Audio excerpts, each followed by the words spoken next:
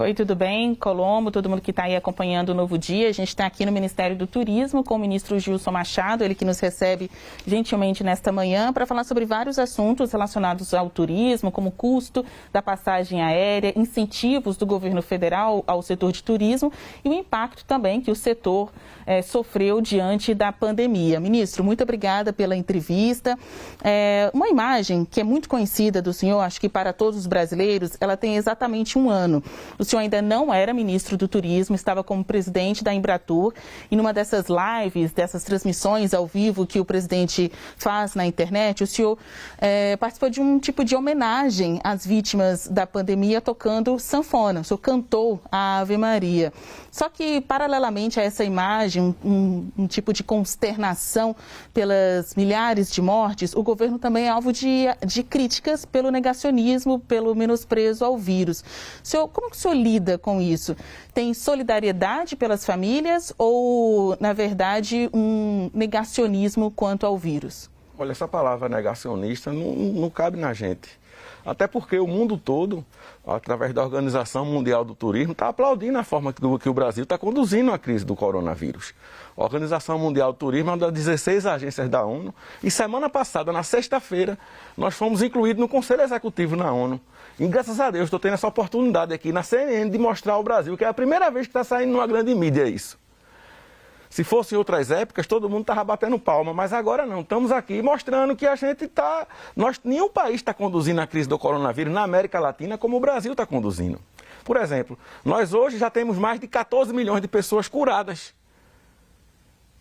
Nós hoje somos somos o quarto país do mundo em distribuição de vacinas. Nós já temos mais de 130 milhões de doses, estamos chegando a 100 milhões de pessoas vacinadas.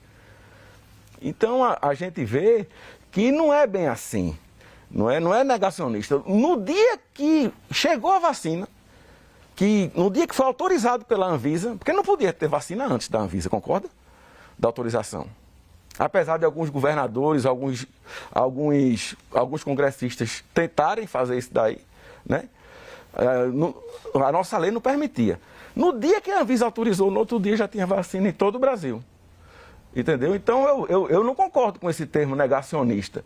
Eu acho que nós estamos numa luta muito grande por uma doença que não foi criada aqui no Brasil, diga-se de passagem. Nós estamos sendo vítimas de uma doença internacional. Não estou acusando ninguém de ter criado nem nada, mas nós somos vítimas. Que não é uma doença intrínseca nossa. Então eu acho que querer acusar o presidente Bolsonaro, querer acusar o governo... Inclusive, isso daí é o maior exemplo que o governo está indo bem. Se o governo não tivesse indo bem na condução, nós não teríamos entrado no Conselho Executivo da Organização Mundial do Turismo.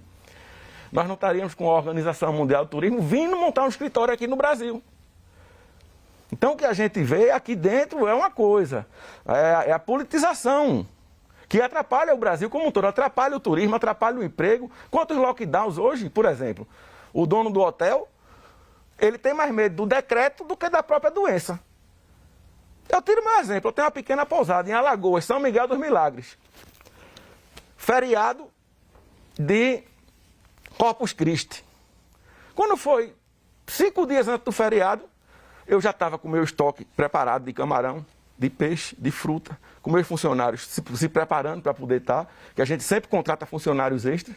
Quando é 5 dias antes, o governador decreta o fechamento das praias. Quem é que vai para São Miguel dos Milagres se não for para uma praia? O que é que acontece com a reserva? Cai tudo. O que é que acontece com o estoque da gente? Temos que honrar e temos que pagar os fornecedores. Ministro, o senhor lida com uma área justamente que mexe com pessoas, né, com a circulação de pessoas. Até quando o senhor destaca o número de recuperados ou de curados, como o senhor ressaltou, são pessoas que pegaram a doença, né? Elas poderiam ter sido protegidas e não serem infectadas pelo coronavírus. Você agora foi muito feliz. Poderiam ter sido se não houvesse nenhum coronavírus. Concorda? Por que é que a culpa é do presidente e não de quem criou o vírus? Você foi muito feliz agora, Brasília. Poderiam. O vírus foi criado em Campina Grande, foi criado em Caruaru, foi criado no Pantanal? Não. Foi criado fora do Brasil. É só o Brasil que está sofrendo isso? Não, o mundo todo está sofrendo isso. Então a gente vê que o mundo todo está sofrendo com isso e que nós estamos tendo a condução exemplar. na América Latina. E quero dizer, não é dito pela imprensa brasileira, não. É dito pela Organização Mundial do Turismo, que é uma das agências da ONU. A gente tem mais perguntas do estúdio com Rafael Colombo. Bora lá. Ministro, bom dia, obrigado por atender a CNN. São Miguel dos Milagres é um lugar belíssimo. Aliás, foi minha última viagem antes da pandemia. Eu estive lá em fevereiro de 2020, não é isso? Nós estamos em 2021, 2020 eu estive lá. Agora, a pergunta que eu faço ao senhor é o seguinte: São Miguel dos Milagres teria capacidade de atender na rede hospitalar ali da região a quantidade de moradores da cidade, eventualmente trabalhadores até da sua pousada que poderiam ser contaminados durante o feriado de Corpus Christi? Não só teria, como teve. Por exemplo, tem um aeroporto, tem um hospital novo lá em Porto Calvo, tem um hospital também no Paço do Camaragibe, e a gente não teve nenhuma notificação de superlotação de São Miguel dos Milagres.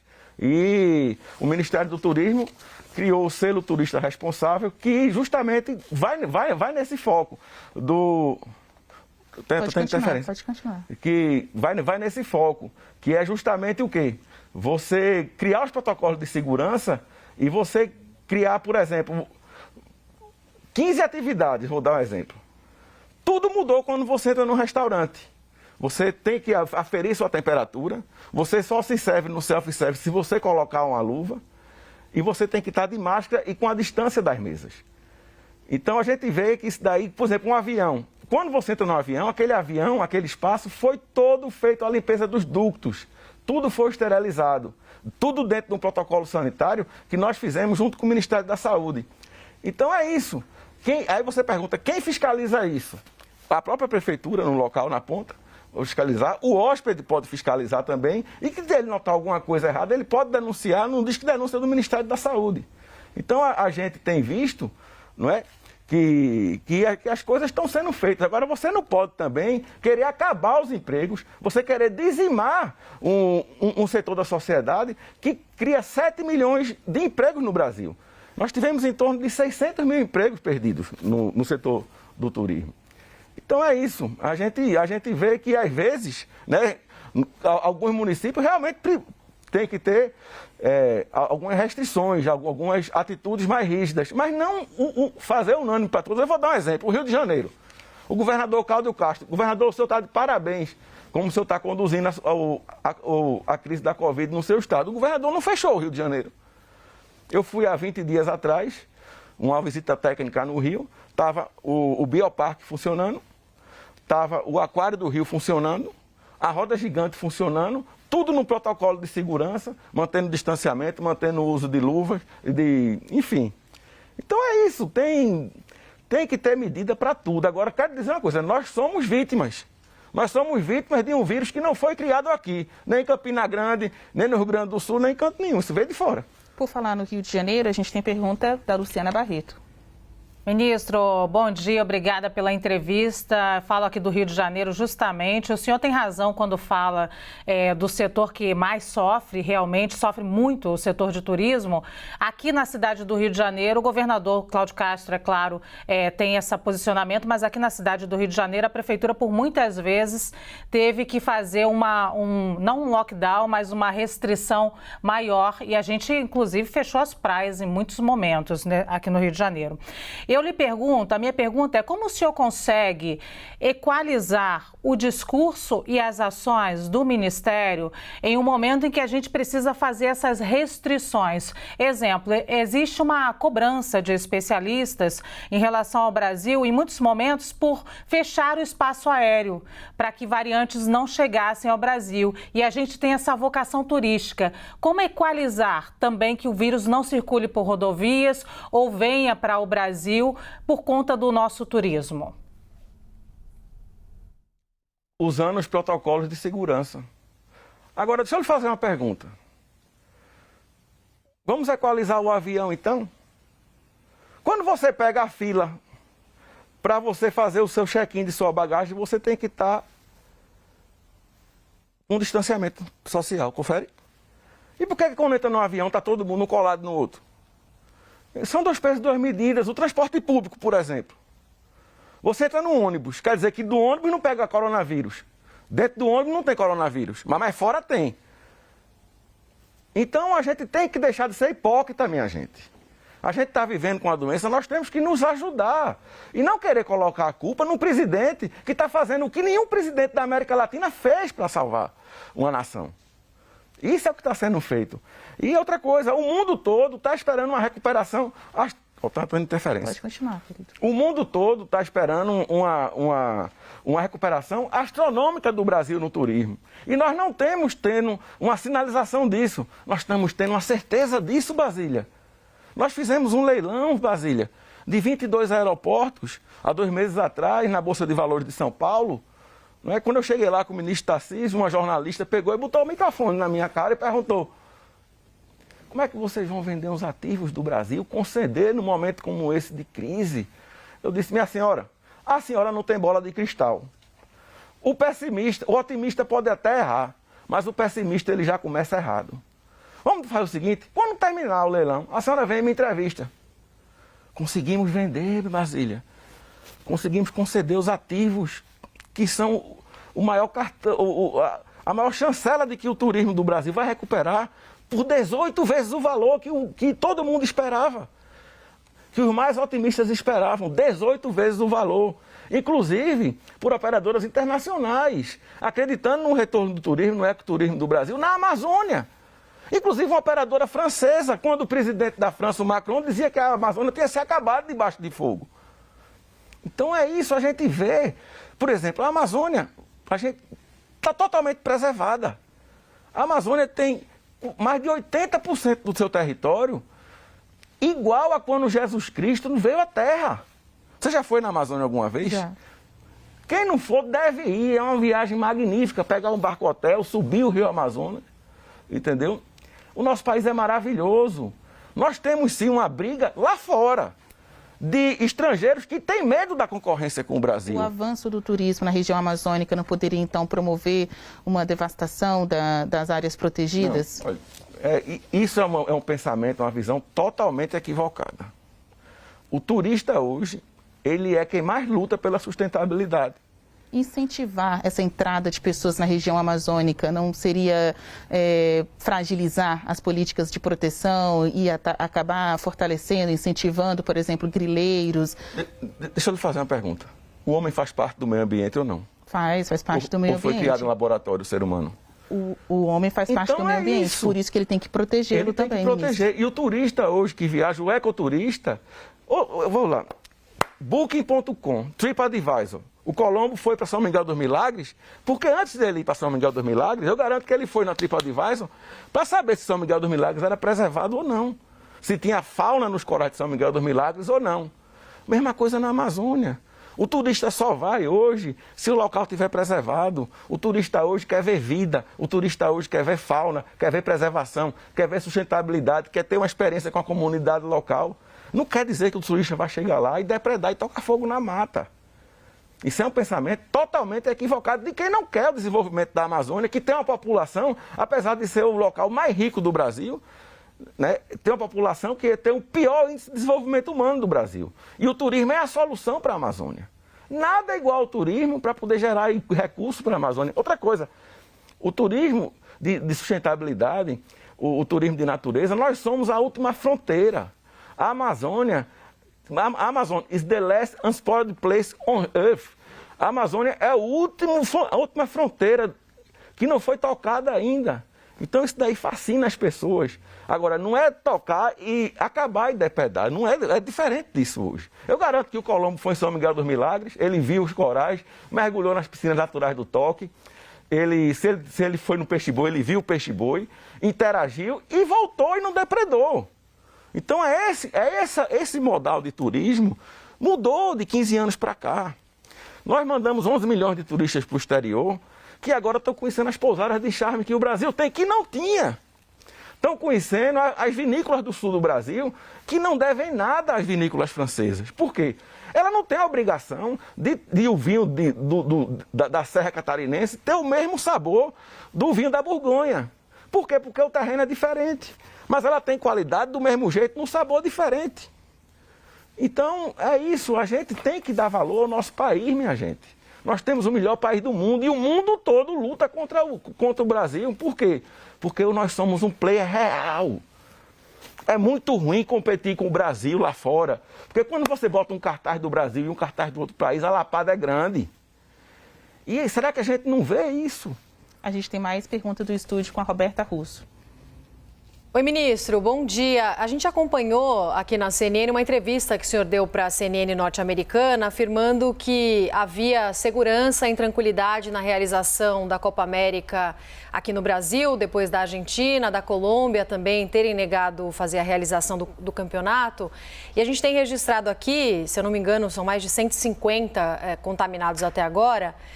Queria saber se o senhor continua achando que foi uma boa ideia, inclusive em termos de turismo, ter feito o campeonato por aqui. A gente conversou também com o prefeito de Cuiabá no fim de semana, que falava sobre a realização dos jogos por lá, da falta de reforço na imunização. Acho que é uma oportunidade também para o senhor falar sobre as suas anotações aí em relação ao setor do turismo. Vamos lá. Qualquer coisa que divulgue o país no exterior, principalmente o Brasil, que vai ganhar a Copa América, não tenho dúvida disso, né? Que divulgue a gente no exterior é importante para o nosso país. Outros campeonatos estão acontecendo, Taça Libertadores, Conmebol, o Campeonato Brasileiro. Será que é só a Copa América que está com problema? Então isso daí, para mim, já é um episódio superado e pode escrever, nós vamos ganhar a Copa América.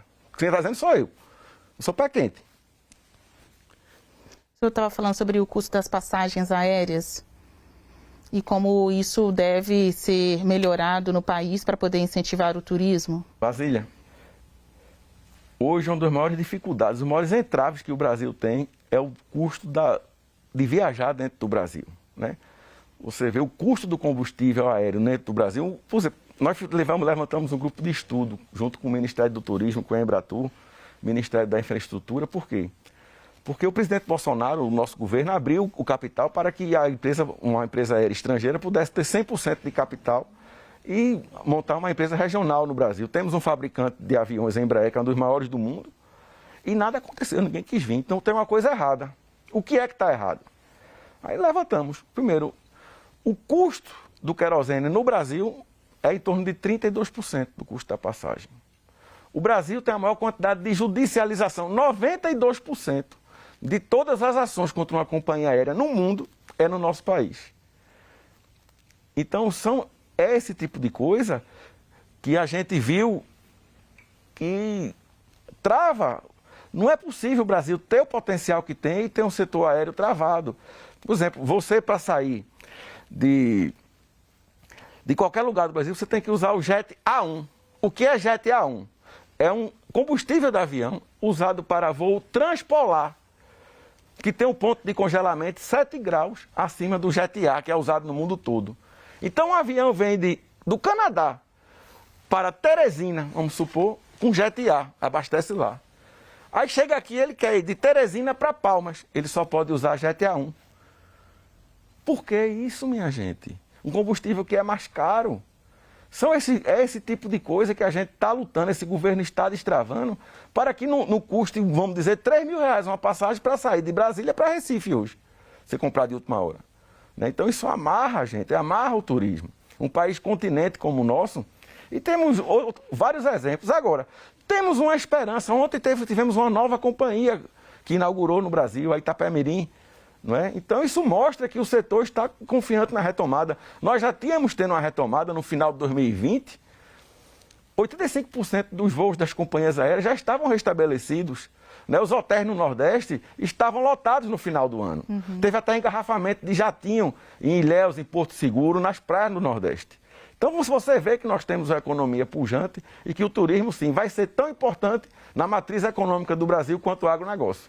É isso. Ministro, então a gente encerra a entrevista aqui. O senhor que é ministro do Turismo desde dezembro do ano passado, assumiu uma situação bem polêmica, né, de demissão do então ministro aqui da pasta, Marcelo Álvaro Antônio, né, ele que foi a um grupo de WhatsApp do Palácio do Planalto chamar o outro ministro de traíra. Então o senhor veja aí a responsabilidade que o senhor tem na cadeira de ministro do Turismo, né, que também é pacificar o ambiente palaciano.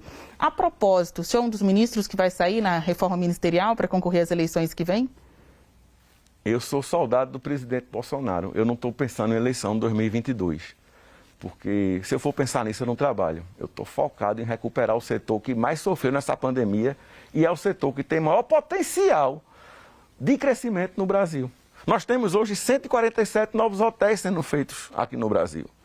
Mais de 6 bilhões em investimentos. Nós temos o mundo todo de olho, nós somos a última fronteira do turismo sustentável. É isso. É isso aí, eu estou focado no turismo. Essa é a minha missão.